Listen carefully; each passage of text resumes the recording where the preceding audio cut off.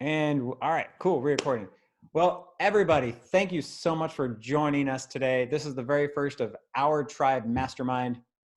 We put this together literally in the past 72 hours or so, and we did it because we found a need in our industry, right? Both Amber Spears, Emily Lark, they did Mastermind, just virtual, and we thought, well, let's take that one step farther and organize it and make it a routine thing. Granted, whether we're organized or not, that's another question, but we are getting there. So thank you everybody for hopping on the call. We want to do this to give value to the industry, to give outreach to the industry and give back, right? It's totally free.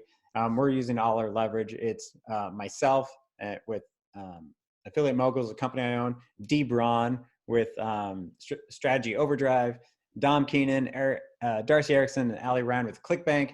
It's a group effort to bring this to you guys. So we're definitely trying hard to do it. And yeah, so without further ado, because you're not here to hear me talk, right? Today's topic is pandemic profits, right? Not just survive, but thrive in this environment. So we have some amazing people that are donating their time. So we have Stefan Georgi, who pretty much, I'm going to read some of this bio, but pretty much he's a badass, right? Him and Justin are the co-founders of Copy Accelerator. And if you know Justin, you know Stefan, like Copy Accelerator is phenomenal. It's like the talk of the town right now, right? Especially if you're a copywriter, or even if you're just in the industry. Stefan and Justin together over 1 billion with a B in sales from the Copy Accelerator program. That's how much that copy's generated right now. Stefan's also the co-founder of Turtle Peak, which is a contact center here in Las Vegas, and it's growing 100% every year. Phenomenal. And he has an incredibly beautiful wife and daughter, and that's probably actually the highlight of his life. Yeah. Justin Goff, he's worked with literally Golden Hippo, Dan Locke, O.U.R Financial, V-Stred, 4Patriots, Mike Geary, Danette May, Six Pack Shortcuts, Natural Sherpa, and more, and just a freaking badass. Thank you very much. Perry, you did not send a bio at all, but if you don't know Perry, he's, but it's all right. I found it online, but he's a co-owner of Digital Marketer, War Room. That is, there's a lot of those. Yeah. And he's our resident degenerate. Just kidding. No. He's our resident badass. Been called way worse. Anyway, I wanted to get these three, well, all of us want to get these three together to talk about how to thrive during coronavirus, right? So I'm going to just hand it off to you guys. I'm actually going to mute myself for a little bit. I might jump in, but I know Justin and Stefan have a lot of information to give, and so does Perry, about how to literally pandemic profits, how to thrive in this industry or in this time. Also, Ryan, we do have a couple questions already, so we'll let awesome. Kind of so yeah, keep those questions coming. Once they're done talking, we'll start doing a Q&A session, but for about 15 minutes, we're going to let them drop some knowledge bombs on you. So I'm going to hand it off to, let's start with Justin and Stefan. Cool.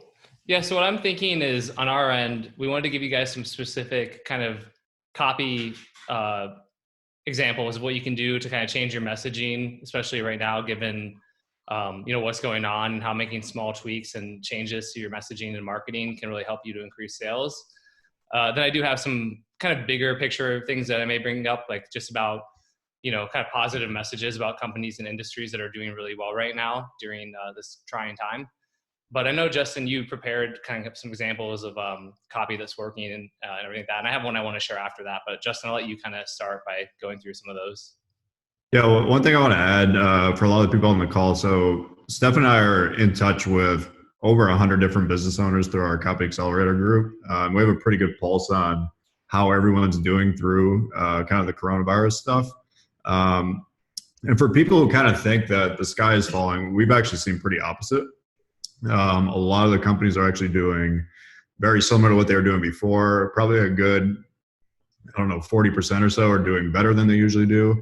And maybe the lowest of the low we've seen is people dropping like 20% or so overall revenue. So while a lot of like Main Street businesses are really suffering, it doesn't seem to be affecting a lot of people in our industry as much. So that's good news. And also, Yeah, freelance copywriters. Rob just chimed in and said, busiest I've been as a copywriter. There's a lot of need for new emails, new leads, new creatives for freelance copywriters. That is, we've seen a huge spike in that as well. So don't want to act like everything's bad, because it is bad in the general world, but for our industry, definitely things are going pretty well. I'll pull up my screen and share some of the examples here. Basically, I just want to show a bunch of examples of stuff that we see that's working right now in a bunch of different industries and ways people are using their messaging to kind of tie in with what's going on. So in the health niche, this is one of the most obvious ones, is tying whatever you're doing in with immunity. We've seen this over and over again with health offers. Almost doesn't even matter what the health offer is. Somehow, if you can tie it in with immunity, you're going to get a bump in conversion. So here's an example from Yoga Burn, really big direct response marketer on Facebook. I'm looking at the middle ad here. Literally, they're selling a yoga program. But the whole thing is about immunity. You see the picture in the video down here about immunity. And then the first line, what's the best type of exercise to boost immunity? And they make a pretty good case that staying away from intense workouts can actually harm your immune system. Research shows that less intense, low impact stuff is better. So that's what we teach, and here's what we're giving to you. So that actually probably could be a very similar ad that they would normally run. And there's changing maybe 3 lines of copy here to really dial this in for what's going on in the prospect's mind. By the way, if anybody has any questions while I'm going through some of these, feel free to pop them in and I'll answer them. And Stefan, if you want to watch the chat, just kind of let me know. And I'm just going to interrupt for a second because I forgot to mention it, but I know there's another call with East Fifth Avenue in like 15, 20 minutes. And we're actually next week, or next time we do this, we're actually working with them, so we won't have the scheduling conflict anymore. But this call is being recorded, and as long as you've signed up with the email, we're going to send you the email link to watch it again. So just in case you need to hop off and go there, you can. But yeah, so it is being recorded. So just wanted to mention that. Cool. So this one is an example from business marketing type kind of niche. Scott Oldford, basically just doing a recession-proof report that people are opting in for, and kind of telling you what he sees coming with the coronavirus and what you should be doing in your business to kind of transition. Pretty straightforward offer for business owners who are struggling, especially if it's less of an online version, because obviously a lot of Main Street businesses are really struggling. Alex Ramosi doing the same thing here. He teaches gym owners, super smart marketer. He put together a whole deal where basically gym owners, here's how you can transition from training people in person to doing it mostly online. You can stop the cancellations in your gym. You can get remote only clients, get free rent using COVID-19 as leverage. Pretty interesting hook there. Basically, his remote gym system.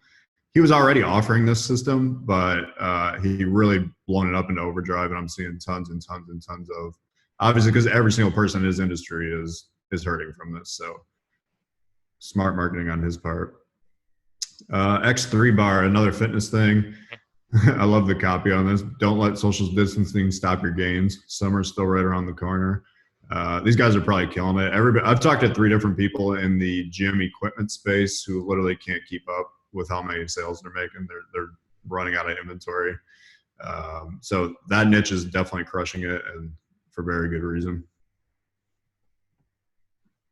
By the way, is this helpful for everybody to see kind of different examples from different niches and what's kind of going on here? I'm taking notes. If Perry Belcher's taking notes, it's probably good. Probably a good sign. Getting a lot of yeses. I think there was a question, or maybe it's the comment. One of the guys I coach has seen a client that's seen a 75x increase in sales these past few weeks. It's mental. Wow. Yep. Great. Awesome. 100% helpful. Definitely. Absolutely. Yeah. Hey, that's my funnel. Yeah, so obviously survival niche and food storage type stuff is just absolutely destroying it right now. A couple of businesses I've talked to, their problem is they can't keep anything in stock. So be a nice niche to be in right now. But this one's very, like I said, straightforward. Thousands of moms across the country are turning to freeze-dried food to prepare their families for sudden emergencies. And literally just a straightforward offer. They're probably not tapping into the messaging enough, but from everything I hear in the survival niche, people are getting like 5 to 10x return on ad spend right now. So Not all bad. doesn't really matter. A couple more in the health. I'm looking at this one over here on the right, Paleo Secrets running, just kind of talking about cold and flu season coming. There's a new viral threat that has everybody on high alert. Many experts talk about boosting our immunity from washing our hands, and also basically our daily diet should be a primary course of action. Click to read about the 5 immune boosting foods Dr. Walding recommends. Pretty, like I said, pretty straightforward there. This immunity angle, like I said, in health is really, really doing well. I'll skip over this one. This is just a gardening one. Basically, grow your own veggies. Gardening would probably be doing pretty well right now, anyways, because it's the season for gardening. But I'm sure it's doing even better with kind of a panic angle of grow your own food sources. Here's a financial one that came in through email. Basically going after people who have money in the stock market. Everything's kind of falling apart, destroying your retirement savings. They go through a couple examples here of how much the stock market has lost. And then really this is just a pitch for a company that sells gold, which to a group of 50, 60, 70-year-old people is already seen as like a very safe asset. And when the stock market is tanking, they tend to run and buy gold. So this is probably doing very, very well.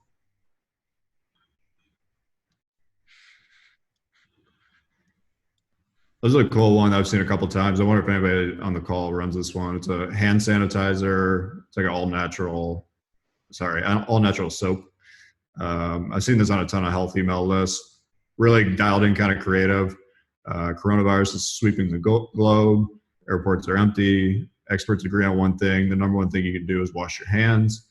Really great graphic here about showing how you can get the crap off your hands and how long you wash it. And they're basically giving away this free non-toxic aloe hand soap. Really cool kind of tie-in for a free offer here. Yeah, and I know this one is, a couple of people are chiming in saying this thing's doing really well. It looks like the offer owner's in the group as well, Amy. Awesome. Yeah, super smart. Nice. Let's see one more. This is a good example of a lander that Native Path is running, selling their collagen supplement and just tying it in with immunity. Like I said, the immunity is working. That's one of the things too to take away. Like the stuff that's working, it's working across all kinds of different offers. So like, let's say if you're in health, don't be like, I've already seen a bunch of immunity stuff. I don't want to hop on that same bandwagon. I mean, if it's working, you might as well keep riding that until it stops.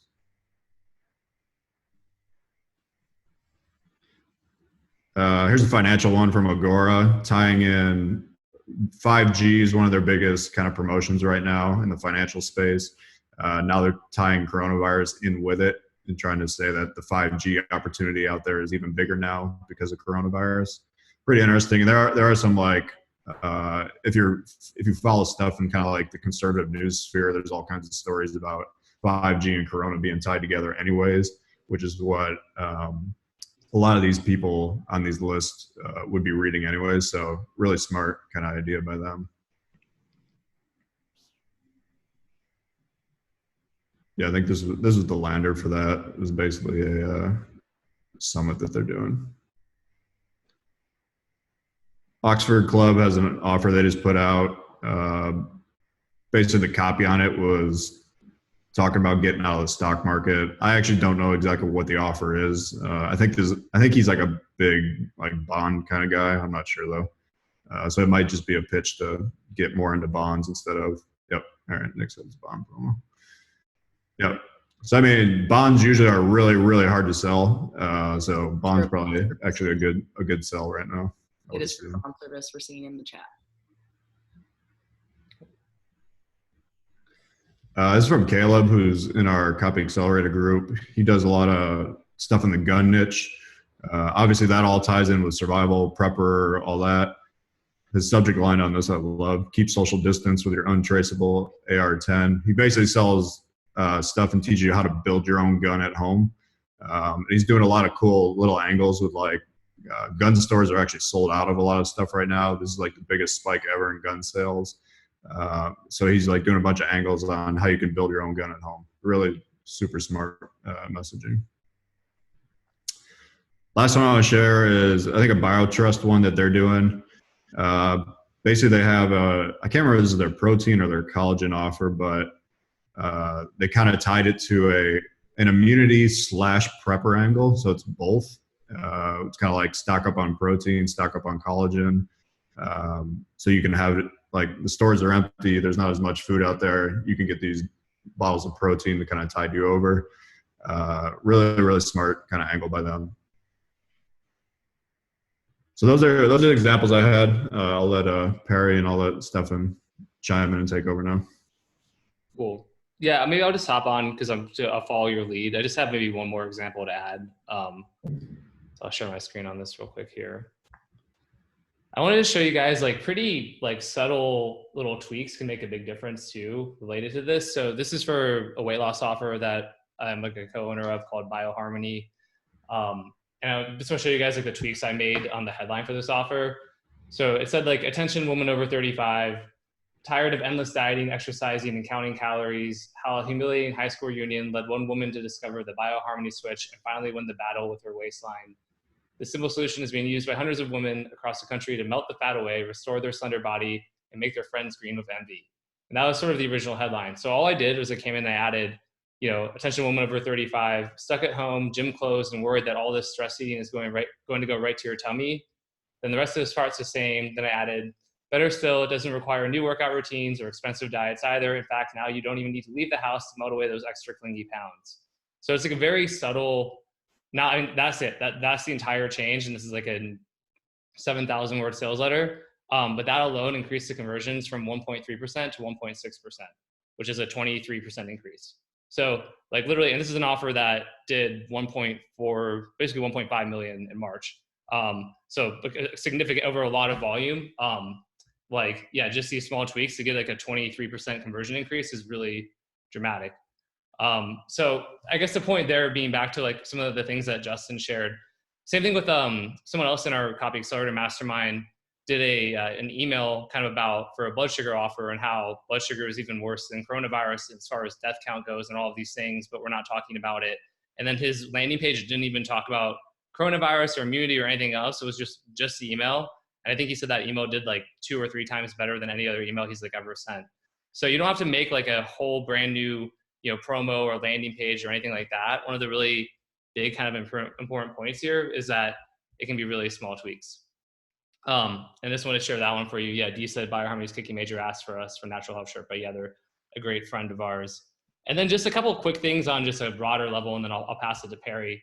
I was looking at like for our Vegas call center, right for March, our outbound did 423,000, and our previous record was from February of 375,000 in revenue. So if we beat our previous record in March by 48,000, and then for inbound, same thing, we did 394,000. And in February, we did 355,000. So we beat our previous record by 39,000. And that's while we moved 70 plus like agents all to working remotely and working from home. We had downtime and all that kind of stuff. So the point of that being like, going back to this, like you're not, like our business is booming, right? And who are our clients? Well, it's supplements, it's e-com, a little bit of survival, all of that kind of stuff. That BioHarmony offer, it's like if you look at our March revenue versus our February revenue, like we basically beat our revenue from February by 125,000. We're still working on getting that up more, but like, point being, yep, that conversion, I just showed you this one. And then even a bunch of our freelancers in our mastermind, this is from our call we did on Tuesday, 3 new clients, tripled my income, doubled my income next month, had my biggest month so far. Troy Erickson's not our mastermind, but he told me since the event he attended, he's 4x his income. So the point is just not like it to sell anything. Like, it's just like, it's not about our mastermind. It's the fact that there's lots of people thriving right now. So I wanted to really stress that of not hearing the news and hearing that's all doom and gloom, because there's like a lot of companies and offers and things where people are doing, really well right now.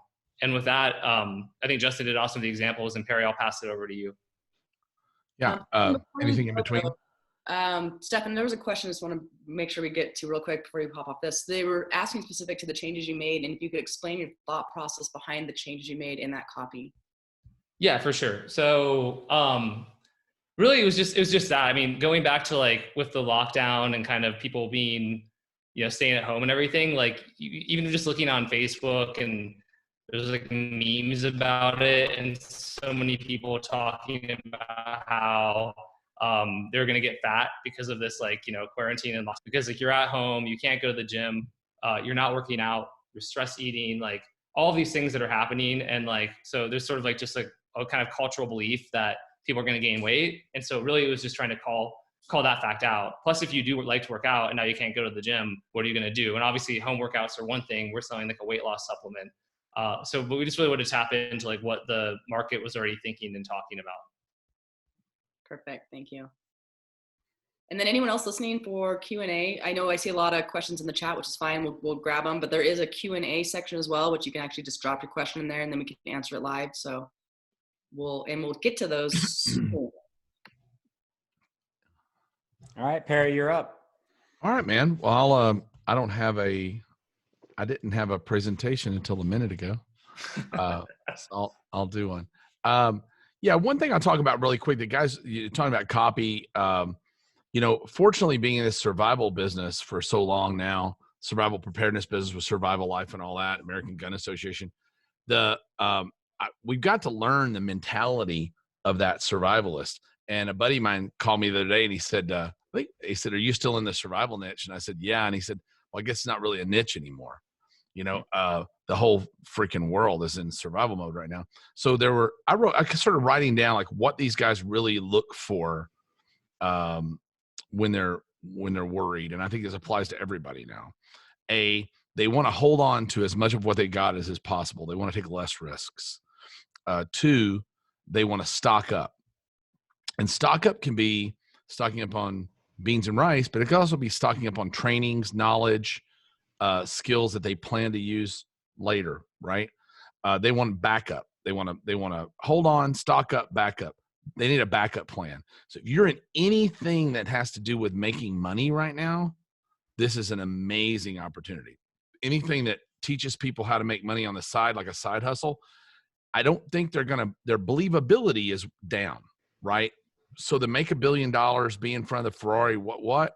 I don't think that's the tact right now. I think make $500 extra a month, make $1,000 extra a month, trading stock, building bunk beds, whatever something they really believe they can do, right? That they really believe they can do. It's a low enough level they believe they can do. And lastly, what they're really wanting is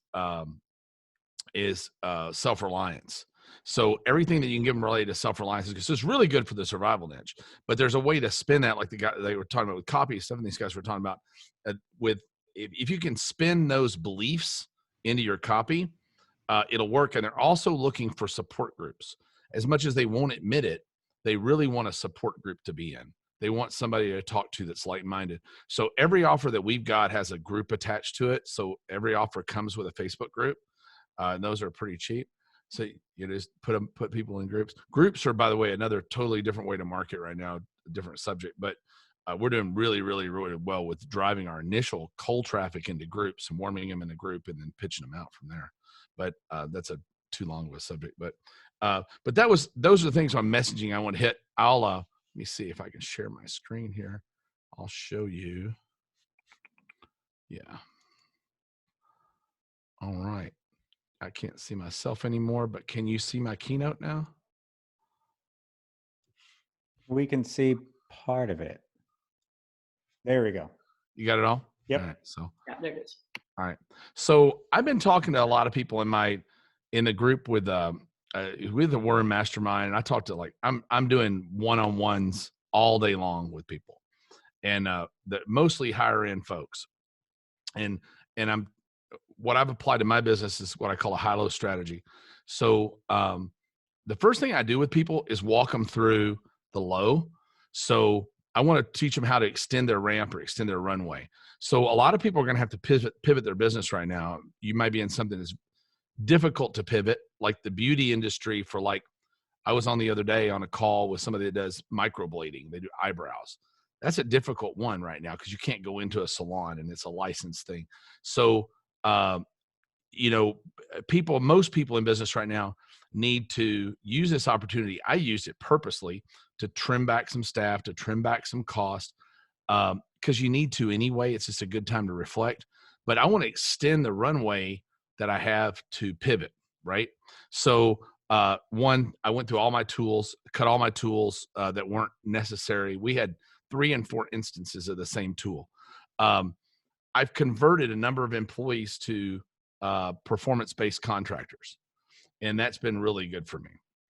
You know, going to somebody instead of saying, I'm going to lay you off or I can't have you right now, I'm just saying, man, I got to lay you off, you know, but we can work on performance until this thing comes back around. And that's been decent.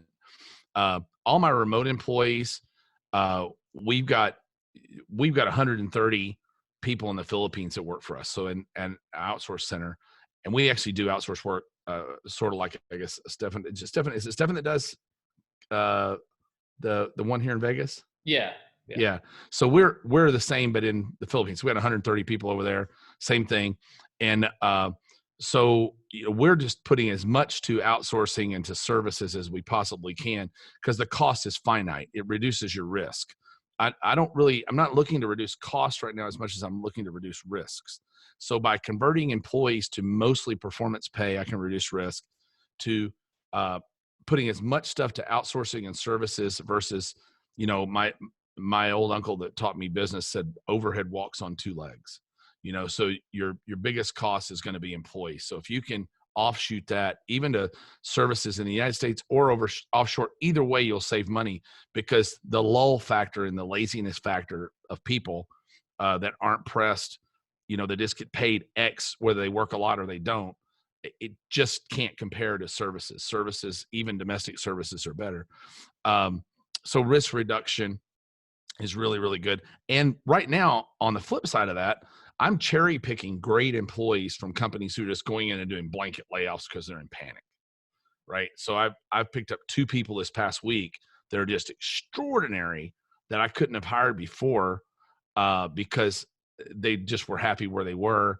And I've been talking to them and keeping in relationships with them. And then I get a call that, oh man, so-and-so's went and laid off everybody. We're all laid off. And I'm like, well, not all of you.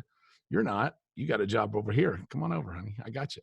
You know, so I want to make sure that I get good people. So those on the low side, I just show people if they're panicking out, like how much you're bringing in now, how can we reduce your cost? Where does that leave you? If it leaves you in a positive grade, if it leaves you in a negative, let's say, okay, you're $2,000 a month negative. Well, how much money do you have? Right. I talked to a guy the other day with totally panicked out. He had his business went from $100,000 a month to $25,000 a month, down 75%.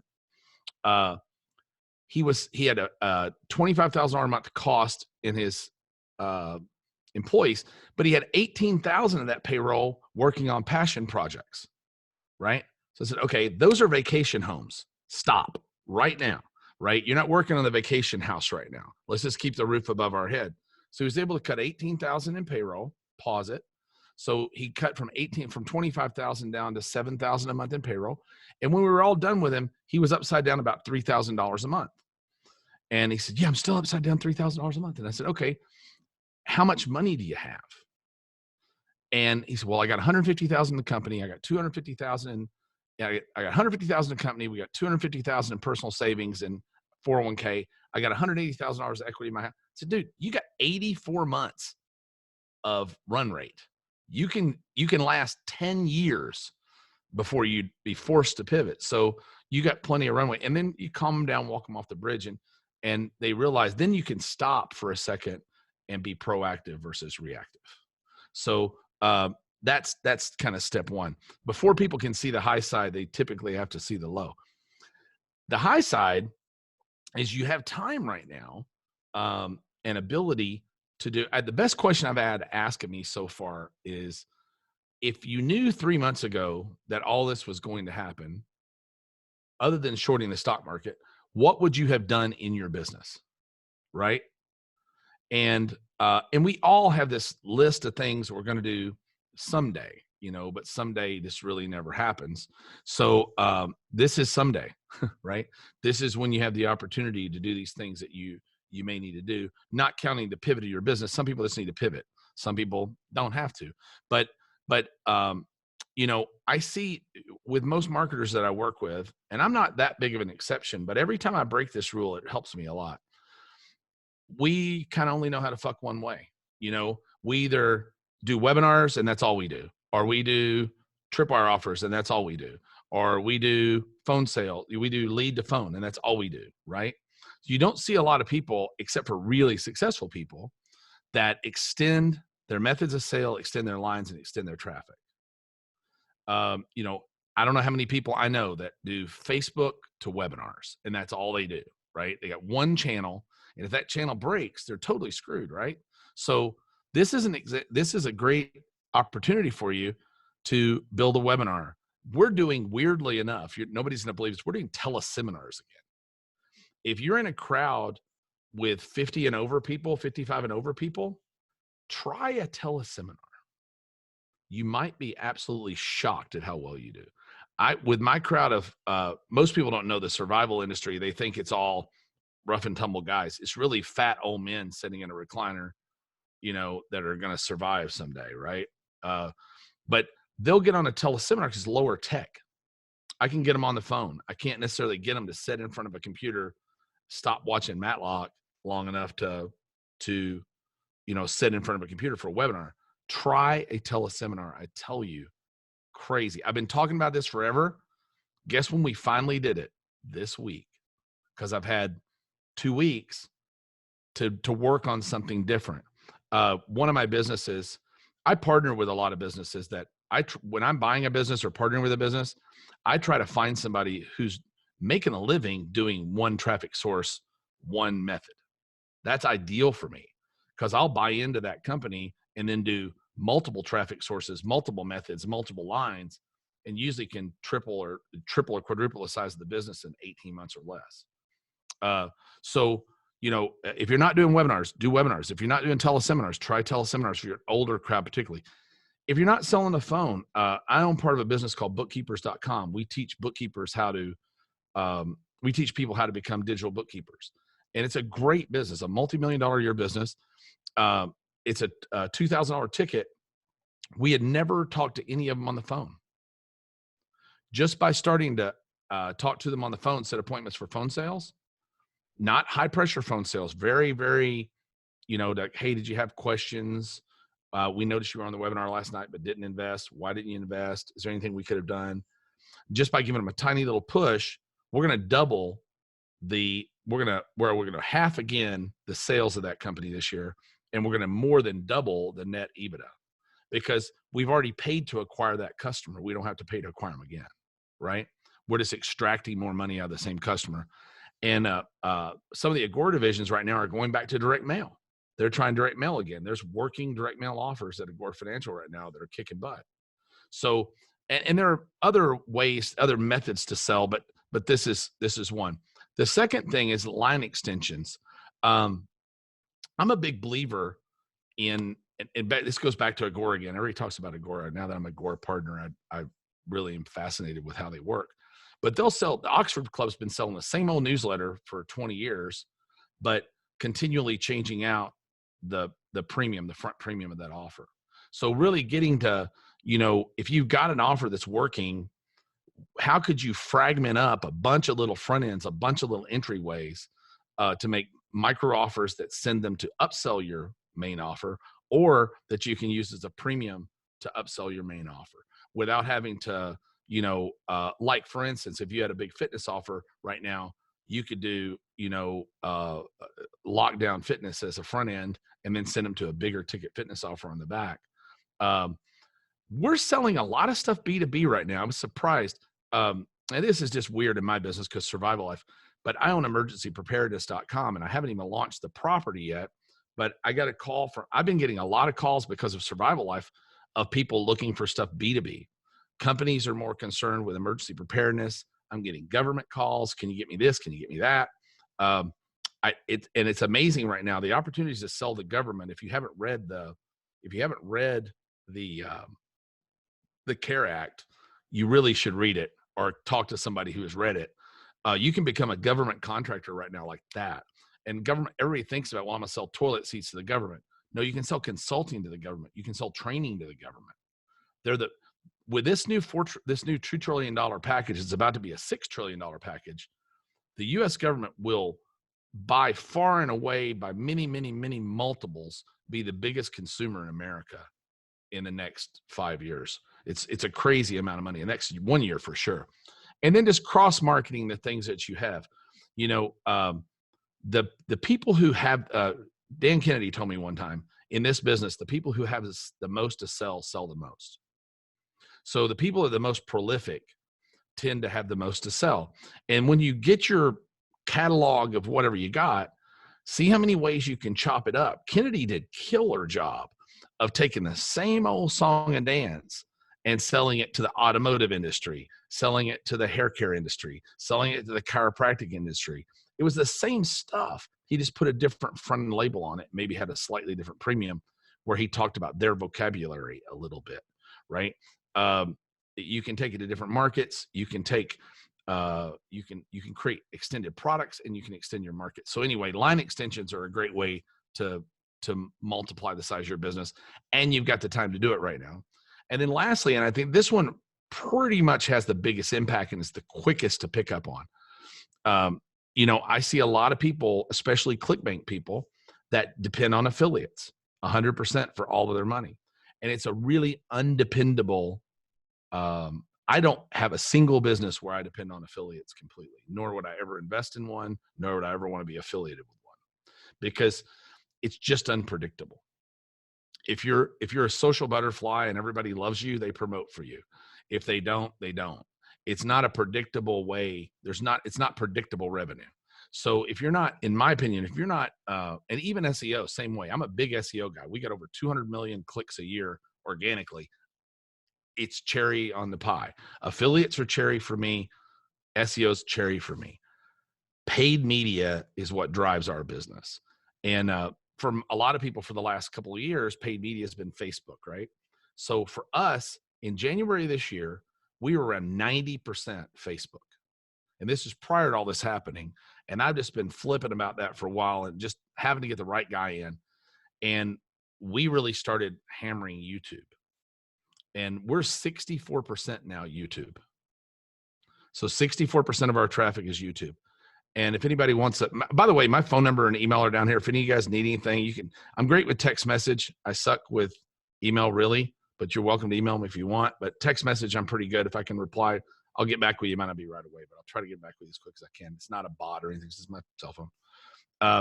But YouTube's been total game changer for us. The quality of the customers better. They'll let you get away with murder over there right now from a creative standpoint. And you can scale. I can do $100 tests for 3 days. And if my $100 test works, I can go spend 10 grand the next day. And there's not like a limiter or a cap on them. Native is our next big jump. You know, the guys at Golden Hippo, Craig's a good friend of mine, and the Gore guys like Fernando, they've seen their businesses really scale out when they hit native. When they hit native, all the scale comes in native because there's just so much inventory there. And the way you kind of have to do it is go to their self-serve platforms, sell a little bit. And you guys might know a lot more about native than me, but you go to their self-serve platforms, you sell a little bit, you come up with what your CPAs are. And let's say that, like, I'm looking for somewhere between a $7 and a $12 CPA.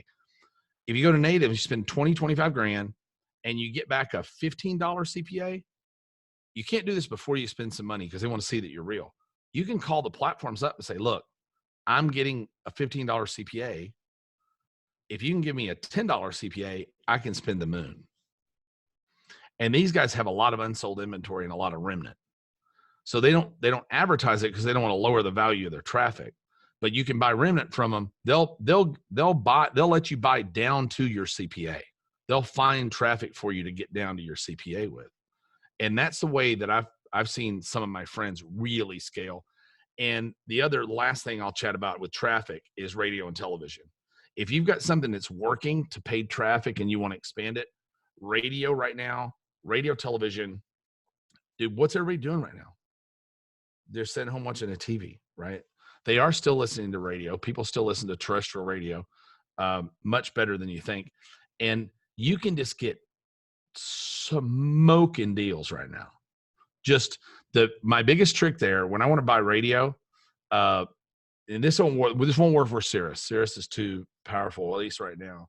But you can buy, I'm buying overnight television, like 12 midnight to 6 a, when people are up worried shitless. I'm helping them to worry more. But what you do, I just did this with a station in Cleveland. So we run test market in Cleveland, and I'll send a check to the advertising manager, and I'll say, I'll talk to them on how much you're going to get for, well, overnights, I need $25 a spot. 25 is a lot. I'd pay 10. Oh, we can never do that. Okay, well, cool. So I'll just write a check for $10,000 and say, I want 1,000 overnight spots at $10 per to be delivered over the next 30 days. If this old Gary Halbert deal, if you can run it at time of market, whenever you want to run it. And great, just send me an invoice back to back up my check, or just tear up my check and send it back to me. Either way, they got the inventory. They ain't gonna send back that damn check. You know, that works for newspaper too. Believe it or not, Trey Llewellyn's probably on this call, was doing a lot of newspaper using that same method, just sending, getting an ad quote and then sending in a check for about 40 cents on the dollar and saying, well, here's my camera ready ad. And you got to do it with radio, TV, and you got to send them ready to run creative. They're going to be really lazy about it. But if they're sitting there with unsold inventory, they are not sending that money back. So just, if you've got a winning offer, I've said this about a lot of stuff, and now I'll be done. But the biggest mistake I see is people people are good about trimming their losers. They really are. But most people really suck at scaling their winners. If you've got a winning offer, you better just mortgage the farm and throw it into that offer, because you're putting a quarter in the top of a slot machine, $1's falling out. How many quarters are you going to stick in there? What's your budget of quarters? I hear people talk about, well, my budget's this much. I'm like, it's a zero-sum game. Either the damn offer works or it doesn't, right? If the offer's working, your budget's as much as you can scrape together and stand the cash flow return. If it's not, it should be zero.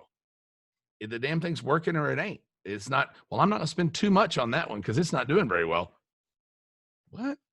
Starve the ponies and feed the stallions. Anyway, that's what I got. And that was I like that. Starve the ponies and feed the stallions. Starve the ponies and feed the stallions. And real quick, Perry, you said like XM Sirius is really expensive right now, or not expensive? They're negotiable, but those tactics won't work with them. Oh, gotcha. Ask me how I know. Right, they're pretty, but they're not terribly expensive.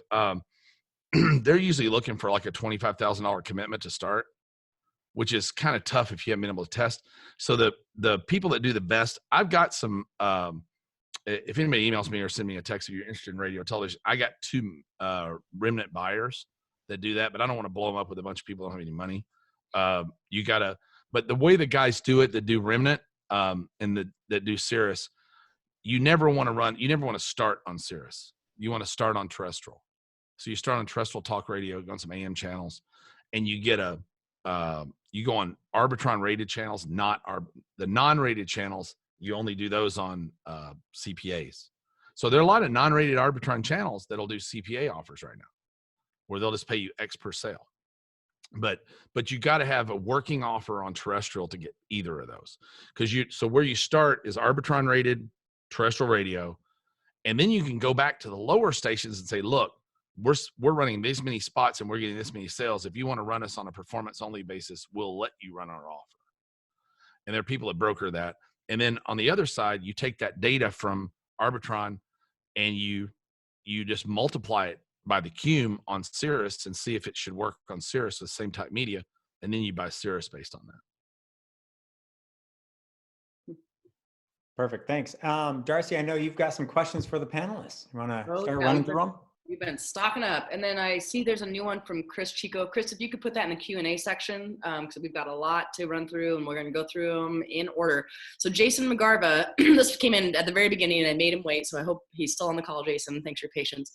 Hey, everyone. I've been a dating coach for 21 years and I'm having trouble pivoting away from this market because it's all I've known. My techniques work really well in all kinds of contexts like networking, negotiation, persuasion, sales, leadership, etc. I think I'm just so enmeshed in this business that I'm not sure what my on-ramp would be moving to working with business people while still teaching similar things minus the track. So clearly dating coach, how does he pivot away from this market? And because that's all he's been used to. I think, Brian, you've talked about it. Everyone else kind of talked about trying different things in these times. I mean, one immediate thought for me, I mean, you've still got a really good like hook or angle there if you do want to pivot, just talking about how I've been helping like, men or women or whatever it is, like to, kind of go after the people they want and get them and like sort of like seal the deal with them for over 20 years. And I realized suddenly I had this aha moment that the exact same thing happens in business. So whether that's getting new clients or prospecting or whatever, and sort of like taking as a very unique approach to the market, that like you basically these same principles that apply to like dating actually apply to like getting, whether it's clients or getting businesses or whatever it is. That's probably the way I would approach it. And then obviously having some proof to back it up, like, showing that you've gotten, different clients or whatever, it is. That's like the first thing that comes to my mind. I'd want to make sure that you wanted to pivot. I mean, True. Online dating is through the roof right now. If you can teach people, do all your tee up now so that you've got the hookup later, it's stock up, right? If you can, it falls into those categories: stock up, backup. You want to stock up, you want a backup plan, whatever the case may be. Let's meet 10 women right now and get to know them online so that when this all breaks, you can go pick the one you really want. If you can teach them online dating, I think that's still a hot market. Mm-hmm. No, that's great. Okay, next, we'll move on to the next. We got a couple to get through here. So what is the fastest way to become a better compliant copywriter? I would say the biggest thing is just studying the offers that are working, that you see are working, that are compliant on Facebook. There's tons of them you can find in every niche, from health, survival, biz op, everything. Study the ones that are working, study the ads that are running to them, and see what's actually going on. You can read as much as you want about Facebook compliance, and there is a lot you can learn from it, but the examples are going to teach you probably more than anything. The one other thing I'd add to that too is that it's like very much not black and white, right? So what's compliant for one business or person is not for another, because it comes down to your relationships, right? Like you've got like, you're spending millions of dollars a month and you've got like a really great like Facebook rep, like you can get away with way more. So it's a challenge because you can see what somebody's running and be like, I guess that's compliant. But then if you give it to, Bob, the client, or it's your own offer and you don't have those relationships, like you may have no chance of getting that approved. So a huge part of it is contextual too. And it's understanding, based on like, if it's for a client, like what's their current relationship? What are they able to get away with too? So there's no kind of clear, just black and white, follow the checklist type thing. I found that you can, your claim, where you get in trouble usually is when you're making a claim of a certain thing happening within a certain period of time. Yeah. And those are the things that the FTC really hates. If you tell a story that's emotional, it takes you a little, you got to be a better writer, and you got to think through it a little bit. I wrote a weight loss piece years ago, right after I got in a lot of trouble. Right. And it was all about a woman. It was a story of a woman curled up crying in a dressing room because her friends were outside wanting her to come out to show them a dress that she was trying on. And she looked so awful in the dress that she didn't want to come out. She was crying in the corner of the dressing room. Made no claims at all, but was an incredibly good letter that killed because people could relate to that emotional story. One of my buddies wrote an energy offer once that the headline was, do you remember when you were a kid and you ran everywhere you went because it just felt good? Nostalgia and not having, not necessarily making a timed claim. That's kind of a lazy ass way to write copy, to be honest. It's a brilliant way to write copy. Well, to make the claim, to make this a timed claim of 30 pounds in 30 days, it's kind of a lazy ass way to write copy. You're not a good copywriter. You're just a liar. Mm-hmm. Get into the get into and I hope none of you guys wrote that headline. No, it's okay. It's actually really true. I mean, to your point, Perry, because I've noticed that as well. And because I've gotten copy from other writers for offers I run where they do a claim like that, and I'll remove it for that exact reason, like from compliance and all that. And it honestly makes like no difference. Like you don't have to say like lose like X pounds in X days or whatever it is. Yeah. As long as it's hit an emotional emotional button and you'll kick the shit out of those every time. Totally agree. Mm-hmm. Stefan, I've got a question for you directly here. It's from Matt. Are you making any coronavirus related copy shifts throughout the entire sales letter or just at the top of the lead? Yeah, for that one that I shared, that BioHarmony one, just the lead was for that test that I shared the results for. We did have a variant that just kind of now in the rest of the copy goes in and talks more about being like, at home, being able to like do this without leaving your house, like all that kind of stuff. We mentioned a few sort of immunity-based studies because some of the ingredients really do help, but like I didn't want to go really deep into like protects you against viruses, right? Because I'm not trying to like get somebody A, get sick, or B, like go to jail. So primarily it's like just about we're testing the variant, but we haven't tested that yet. Okay, perfect. We'll blow through this. Andy Jeffs, and we might have already kind of touched this on a little bit with the first question of the dating niche, said, what angles do you recommend for people in the dating niche that help men find their special someone? I think what Perry kind of touched on, we can probably go past this one pretty quickly, is setting it up now, stocking up and being prepared for when this all ends. Perry said, meet 10 women now online, so that when this all lifts, you've got 10 dates or at least 5 ready to go if they all live through this. So I think specifically in the time we're in right now, I think that's maybe more the niche. You're preparing, you're still, building your stock of whatever, your harem. One thing I would add, the messaging, the wording on that for guys to find their special someone, that's not how men talk. That's how like women talk, and that's would work in the women's market. Find your special someone or be more connected to your partner. That would fall super flat. Women have to have a reason to have sex. Men just have to have a place. Yeah, you need to talk to 50 guys who are buying products in this market, and then you'll find out really quick what they actually want. I've worked with a lot of people in the dating space before, and a lot of these guys that, and you find this with the pickup artist guys, it's like crazy. They don't really necessarily even want to hook up with a woman. They just want to know that they could. So they can kind of virtually learn to talk the woman into where you could get what you wanted, right? If once you know that you're there, the chase is gone for most of these guys. Fun's in the hunt, right? Fun's in the hunt, right? All right, this was from D. What about for offer owners / companies that are seeing a major downturn in PPMS, revenue, etc.? What are some strategies that can turn that around? Pivoting the pitch, pivoting the types of offers, trying media buys if they haven't, trying to come out with new offers. These are all questions. I know a lot of offer owners don't promote external offers to their list. Could that also be a good tactic now to raise revenue? I don't know what PPMS is. I don't know what PPMS is either, D. Can you put it in the chat? Yeah, I'm not so sure what that means, but I'm going to chime in on this one. So there's probably a lot of health guys on this call, guys and girls. So one of the things I think I urge everybody to do all the time is try new verticals to your list. It's so good. So a lot of health people are so stuck in their mind, oh, I have a weight loss list, I can only send weight loss stuff, right? Honestly, try a prepper something to your list if you're health guys. Literally one of my high school friends she is one of the most liberal people I know. She hates guns. She hates people who have guns. Literally, she said, I bought a gun yesterday.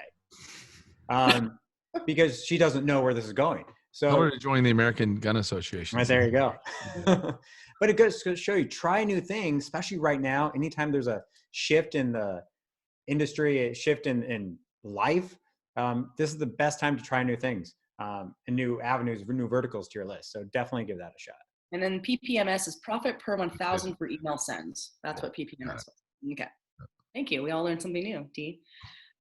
This one is from Austin Weatherhead. I'm working on launching an immunity supplement offer with a vitamin company in the next couple of weeks. Good idea.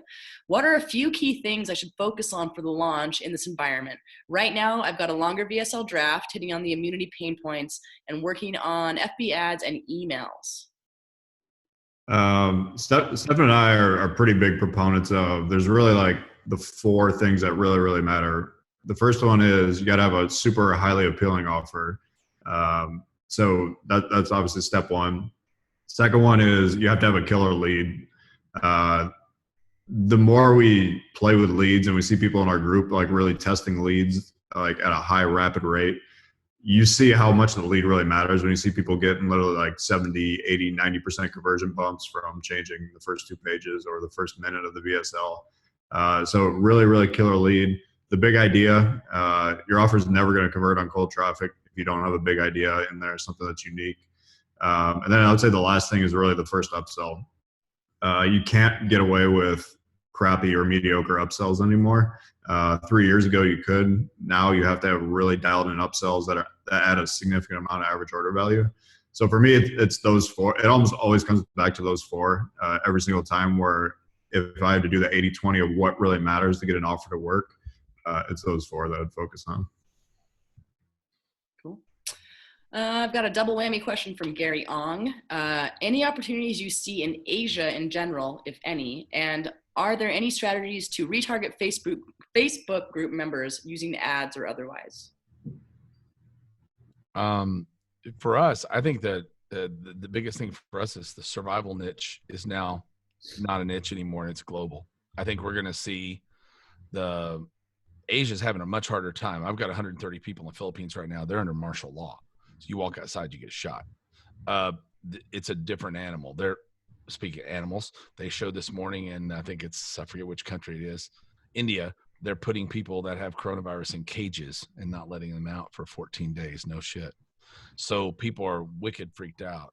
So you're going to see a lot of those markets be much more preparedness heavy, I think, both financially, and we're trying to pivot our people away from, more from physical security and preparedness to financial security and preparedness, and even health security and preparedness being, immunity system strength, overall vitality, So I think all those money, health, and physical security are going to be, they're always the bottom of Maslow's, right? So if you can pivot those 3, I think they're global. Nobody's happy days right now, right? Everybody's globally freaked the hell out. So take a playbook, take a card out of the 2016 survival market when it was wicked hot, grab a bunch of that stuff and go run it in Japan right now. You probably kick ass. Mm-hmm. And Perry, I've got a few questions for you here, kind of back to back. On the teleseminar, what is the call to action at the end? Is it visiting a web page? Yeah, we send them to a web page. Okay. Yeah. But it's a special web page just for that teleseminar. And I love teleseminars personally. I don't have to prepare for them. All I got to do is walk around, talk a bunch of shit for 30, 45 minutes and then do a pitch. It's easier for me. And I just think that they're far more consumable.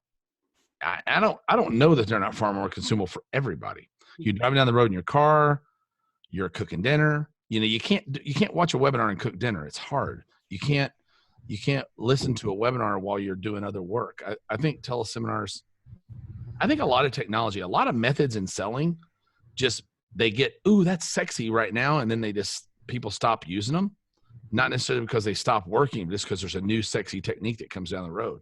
I've always thought that webinars were inferior in selling to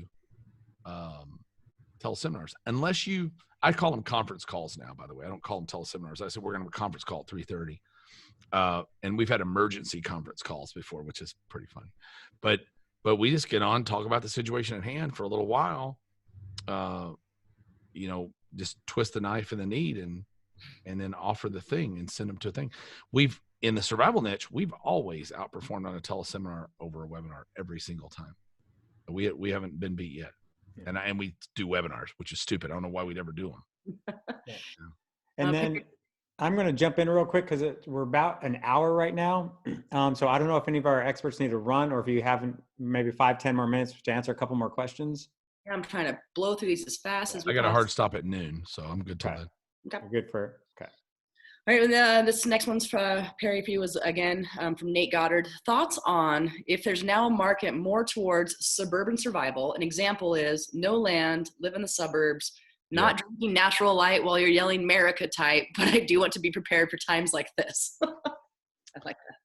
Yeah, there's a guy, the person I originally bought Survival Life from, wrote a book called The Urban Survival Guide. It's in Amazon, and this business used to be called Survive in Place. That was the name of the business before I changed it to Survival Life. And it was all about that. It was surviving wherever you are. It wasn't the bug out bag thing. It was, it was really just how to survive in an urban environment, how to secure your house, how to be prepared, how to have supplies, et cetera, even how to barter and all kinds of stuff like that. Some great ideas in there. If you create a product for that, I'd promote it, because I don't have a good one right now. He kept that product when he sold the company, but yeah, that's where, the vast majority of our market is in suburban America. It's not in rural Kansas. It's in Sugar Land, Texas, right outside of Houston or somewhere like that. And they're 55-year-old Christian conservative males. You gotta really know who you're writing to. The overlay of our customer and an Agora customer is incredibly similar. Mm-hmm. This looks like it's for the group. What's your recommended method to engage with potential companies to offer copy work to them? I'm currently focusing on Facebook organic marketing in the coaching industry, but it's slow to connect with the right people. Join Copy Accelerator. There you go. There's the answer. So one of the things I always recommend, and I tell this to every copywriter, and maybe only about 5% of them actually do it and follow through, and the ones who actually do it get really good results. And that's find the business owner or the decision maker who actually hires the copywriters in the company, and actually write them something for a specific offer they already have running. So instead of just emailing them and being like, hey, here's my 3 samples, like, will you hire me to write copy? Say, hey, Stefan, I saw your BioHarmony offer. I think I could I think I could do a better job and beat the current lead that you have. So I wrote you these 2 leads. Feel free to test them. If you test them and they win, I'd love to talk to you about writing some more stuff from you. That type of thing will completely set you apart from the other 10 copywriters that are emailing them asking for jobs. Money. Yeah, just to completely agree. Like, so Justin and I both give that advice a lot. I think it's really important.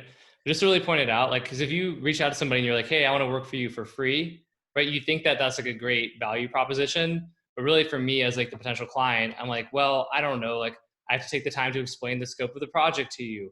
Like, what are you going to ask for in return? Is it really free? Do you want me to mentor you?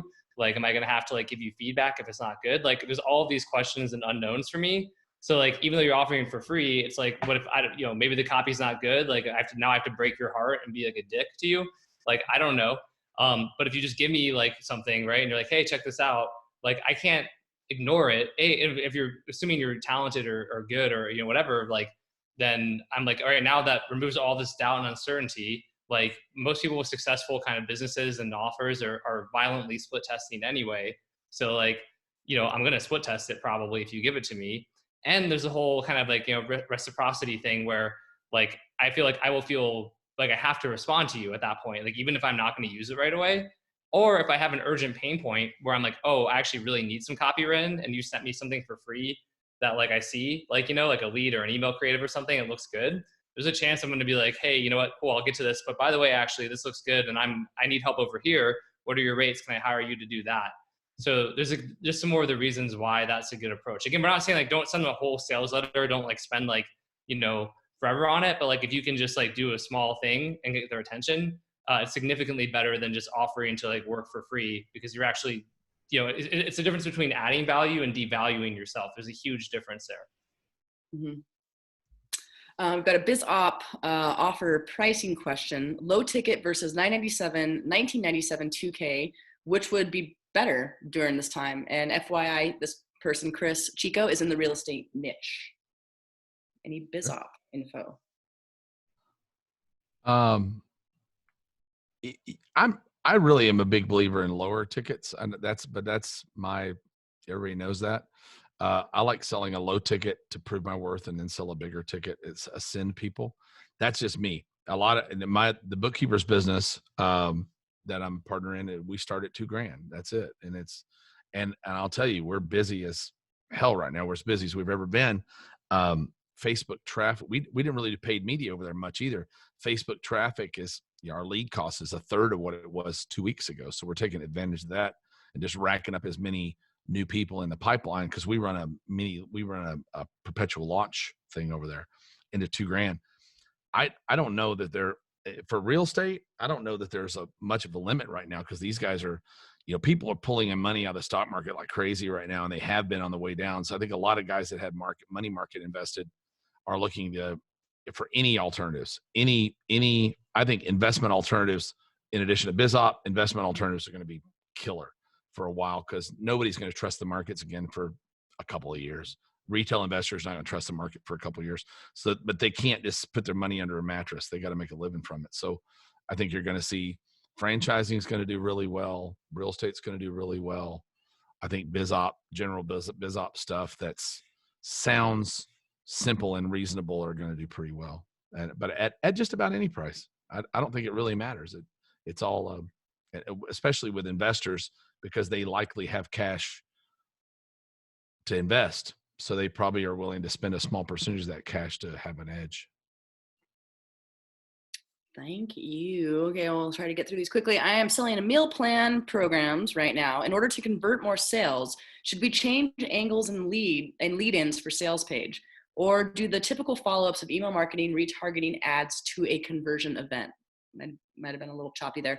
So basically a meal plan program in order to convert to more sales. And I think Stephanie kind of talked about this previously, changing the angle or changing just the intro or the lead in to really kind of, you don't necessarily have to change your entire copy, just maybe make the lead a little bit more relevant to the times.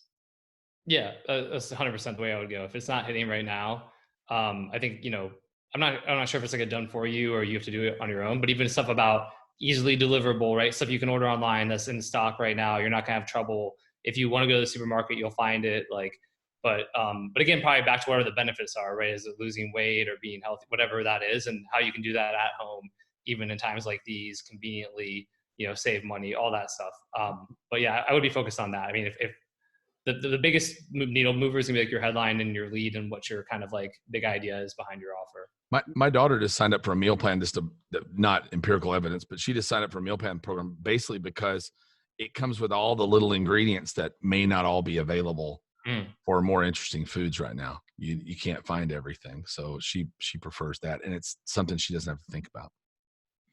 That's great. A question for all panelists here. Have you seen any religious related products or services do well currently in this doomsday time that we're having? I mean, as someone who sold like tens of millions of dollars to the conservative Christian niche, like directly with like biblical supplements, I think it's always a very good demographic and niche. And I think, I mean, I don't have a specific example off the top of my head, but I don't think that's changed. And even if you want to talk about not just that as a demographic, but specifically like religious oriented like offers and things, I would imagine it's doing just as well as ever. I guess I don't have empirical here either, but I can't see why I wouldn't be doing just as well as it normally would be. Mm-hmm.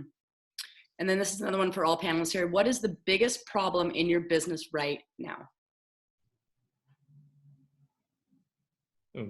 Apparently there's no problems. Apparently, for me, it's seizing as much of the opportunities I can seize right now because it's coming in freaking tidal waves. Mm-hmm. I got my board behind me. The left-hand column is all the opportunities that I've had presented to me in the last 5 days.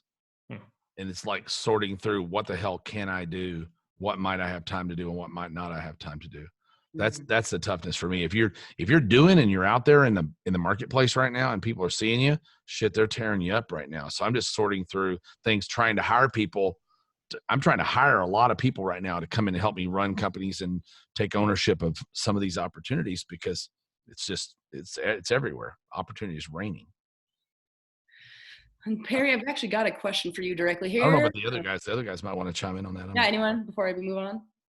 Yeah, I don't know. I mean, it's a good question. I have a bunch of businesses, but on one hand, I do agree with what Perry said. I'm probably in a similar boat, and it's kind of like, not that I'm trying to hire a ton of people, but picking the right opportunities because there are a lot of opportunities right now, and sort of being not overextending, I think is a constant challenge. I think there's always a temptation to want to do too much and then you end up spreading yourself too thin. So it's like, how do I maximize these opportunities and create leverage or the right teams and things like that without actually, overextending to where suddenly I'm working, like 20 hours a day because I don't want to do that.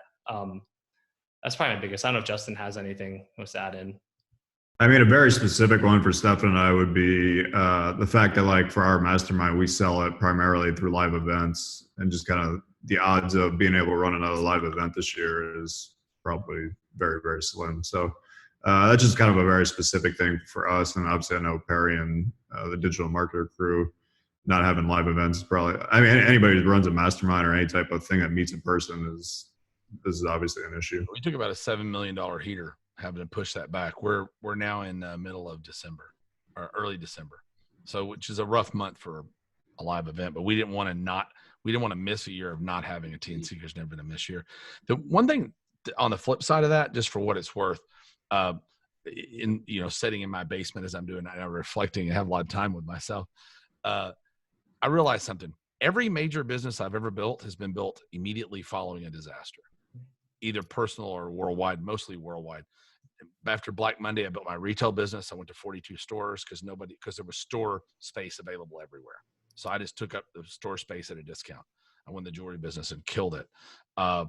In 2001, I had just started. I really expanded. I hadn't started, but I started a couple of years before. But I really expanded my online business and took it up to a $40 million a year business in the face of everybody watching TV of bombings and such. And in 2008, Ryan and I started Digital Marketer together in the midst of the financial crisis. And people were looking for a new way to make extra money, and things were tough, and they had bills, and we started DM, and we crushed it. So I think if history holds true, this is the best time actually to build a business. Starting a business sounds crazy right now, but I think you're going to see when you come out of this, a lot of the businesses that existed before, they're saying as much as 30% of retail is just not coming back. They're just not going to reopen. They can't. If you think about a retail store right now filled with spring merchandise, if they get to reopen tomorrow, all the merchandise they have is dead. Now they got to buy all new merchandise for fall and winter. I mean, and they're going to be backed up 3-4 months of rent and all kinds of, it's going to be really hard. I think a lot of them are going to fold up. They're saying 30% of restaurants will not return. So, that's awful. That's terrible news for them, but it's a great opportunity for you to come into those markets because the money's still going to flow. The money's still going to flow. And those people have tons of debt load on them. So a new business coming in doesn't have a ton of debt load. It actually has an advantage, which is, if you conserve your cash right now and extend your ramp, you'll actually have a lot of opportunity. But you got to pivot to where the market is. When I was in the in 87, that's how old I am, by the way. When I was in 87, I was in business in 87 when a lot of y'all weren't born yet. How many of you had a birthday in 87? But yeah, so but in 87, I was in the jewelry business, and I had a fine jewelry store. I was a jeweler, believe it or not. And I was selling diamonds and really expensive jewelry. And I pivoted to go out into the middle of the mall into kiosk and sell cheap costume jewelry because I knew people still wanted jewelry. They just didn't have a lot of money. So instead of selling one guy a $500 piece of jewelry, I sell 500 people a $1 piece of jewelry. And it worked out. It really worked out. And we grew like a weed, because people are really slow to adjust their business models. The pricing, watch pricing. Everybody says, oh, price doesn't matter. The last thing you do is reduce it. Bullshit. Price is almost always the biggest test we run. Bigger than headline, bigger than hook, bigger than anything. Bullshit. Price matters. So watch your pricing, especially in this, when in 2008, Ryan and I built Digital Marketer and came on the scene and just boom, we were just this big and nobody knew how. It was because everybody was selling $2,000 stuff, and we saw a recession coming, and we immediately reacted with a $297 offer. Just cut the market by like 90%, sold just as much, but accumulated a much bigger customer base that we still have today that gave us sustainability. So that really was, and I'm not saying we were so brilliant that we thought all that out. This shit just kind of happened. But looking back at it now, I think those are the pivotal reasons why. Perry, there's another couple of questions specific for you. You're a popular guy. Any insight in firearms offers on YouTube? We see decent conversion, but always have to run it behind our fight offer because networks shy away from gun offers. That's from Todd. We're not running anything risky. I don't want to risk YouTube right now. I'm just killing it on YouTube. We run t-shirts and swag, and I don't really run, get them in the door, get them raise their hand, with something that's benign. And I run a t-shirt, you run gun t-shirts. They're not gonna ban you for a gun t-shirt, and then sell them whatever you want in the back. I just think these platforms are fragile, and there's not a lot of them. You got to be really careful. Mm-hmm. And then we've got another question from Kevin. Have you seen good returns on magazine editorials? If so, are you sending them to a web page or phone number? We did that a long time ago. We got a good return, and we never did it again. We did Newsmax magazine, and we got a good return from it, but it takes so damn long. I forgot we ran it. And somebody came in and say, "Hey, look, we got a X% return on Newsmax magazine." Shit, that was 6 months ago. Because it takes a long time to get in. We don't buy magazine. Probably should, but we don't do it. Yeah. We did the same thing with our supplement company a couple of years ago, running in Newsmax and NRA magazines and all that stuff. Same, the volume's really not there anyways. It's almost more work than it's really even worth. Yeah. Awesome. Cool. Well, I don't know where Darcy went, so I'll take the next question for it. What software or service do you use for teleseminar? If it's regular and evergreen, Instant Teleseminar by Rick Radis, it's like $50 a month, and you can put up to 500 people on a teleseminar. I think for $200, you put 10,000 people on for $200 a month. It's pretty bulletproof.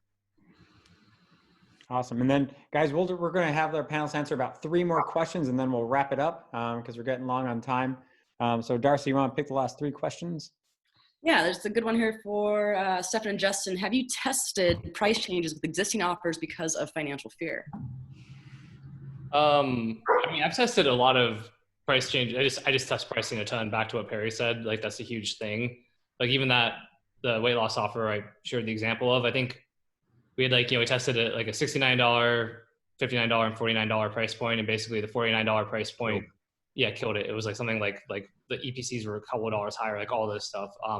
So I'm testing regardless. You could use that, because of the times and things like that. But even regardless, you really need to be testing. It's usually money today too. So if you don't want to discount the value of your product, you can offer a 3 split pay or something like that. It's usually the amount of money they're out today. Yeah. Oh, probably should. I got just out of there. This will be a good one to end it on here because it would probably apply to everyone. For info products in the weight loss space, for selling low ticket $37 offers for front end, and you just need a sales page or a VSL ? Or a different strategy. So it's a strategy question on info products in the weight loss space, low ticket. I mean, the biggest thing in the weight loss space is it's so saturated that you better have a really unique story, and you better have a really unique mechanism for why whatever you're selling works. Because if you're just pumping out another keto offer, or you're pumping out another intermittent fasting offer, or another low carb offer, you're going to struggle. You got to have something that's truly unique about it, because it probably out of every niche is the most saturated because there's just so many damn buyers. It's almost better to take some techniques out of weight loss and apply them to other industries, because the super emotional story there, I was looking through, funny enough, I'm not in that weight loss niche at all, if the FTC is listening, but I was listening the other day, going through like best performing offers in ClickBank, and I'm listening to like 10 offers, these VSLs, and in 3 of the offers, I heard the same line. It's just, and it was so bad, I almost took my own life. That was in like 3 out of the top 10 offers. It was like crazy. It's amazing that darkness. When I teach storytelling, my biggest rule of storytelling is nothing is interesting other than trouble. Nobody gives a shit about the good times. They just don't care. One thing with weight loss that I'll add, think a lot about why you want to create a product like that, because weight loss buyers are not very good buyers. one of the guys in our mastermind, J.D. Bolt, says weight loss is the biz op of the health niche. And it's very true, because people that buy a keto product today, 3 weeks from now, like, they're onto something else, and they're just not great buyers. You compare that to like an anti-aging buyer or something like that, they're going to stick around and buy a bunch more supplements and a bunch more products. Weight loss buyers are pretty shit. So it's kind of a flimsy product to build a whole business on, in my opinion. Yeah, one of the things I learned from Agora was like they're really only in financial and health longevity, because those are the two markets that people buy products in for years. Yeah, just to piggyback on what Justin said too, because I mean, I have a weight loss offer that's working and doing well right now, but frankly, the AOVs or average order values are lower on that offer than almost any other offer we run. Like, we're monetizing the data, like I'm making good money and it's great, but like, it's like, wasn't like I really wanted to go after weight loss. That offer just happened to work. But like, I generally like agree weight loss is plus it is so saturated. And really, I mean, I've had like, I don't know, for every one weight loss offer that works, I've had like 5 or 6 that don't work. So if you really, unless you're super passionate about it and have an incredible story and there's a really unique reason why, I would really look at doing maybe a different category. Cool. Yeah. Awesome, guys. So before guys, I gotta hop. Oh, sorry. Yeah. I gotta hop off. I gotta run. I'm sorry, but I've got a call coming in. But thanks, guys, for having me. You got it. Thank you so much, Per. Thank you. As we wrap this up, guys, first off, tune in on April 16th. We're going to actually have a compliance attorney he knows the FTC, the FDA on both supplements and info products, as well, and Jen Johansson from ClickBank Compliance. Also, to plug ClickBank for a second, every single week, every Thursday, they do the ClickBank Money Call, which is top offers. So definitely tune into that, clickbank.moneycall.com. And also, if you guys are listening, I kind of want to plug the Copy Accelerator program. It is phenomenal. It's the talk of the town. If it's okay with Justin and Stefan, on the replay email, which we are going to send a replay out of this recording so you can watch it again. If it's okay if I send like a link to the Copy Accelerator, is that okay, guys? Or yeah, that'd be great. Or whatever link you would like me to send. But I want to help them because they did literally dropped everything at a moment's notice to get on this and do that. We'll get Perry's info for you. But again, thank you so much, guys. Thank you. Thank you to our panelists, our experts. And well, in the words of Jerry Springer, take care of yourself and each other. See you guys. Thank you. Bye. Thank you.